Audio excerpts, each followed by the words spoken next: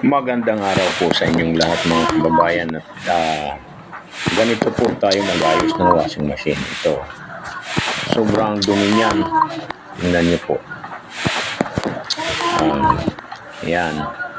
Ang sira po nito ay yung gear case at saka yung timer. Ilang minutes? Yan lang. Ganito po tayo mag-ayos niyan. Ilang minutes? Linilinisan natin kasi para ikatuwa naman ang ating mga customer. Yan. Ganyan po tayo mag-ayos. Mga kababayan,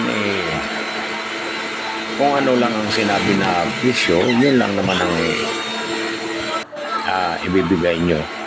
At kung pero kung may puso naman at kayang magdagdag, tinatanggap po natin yan. Yan po ang pag-aayos natin ng washing machine.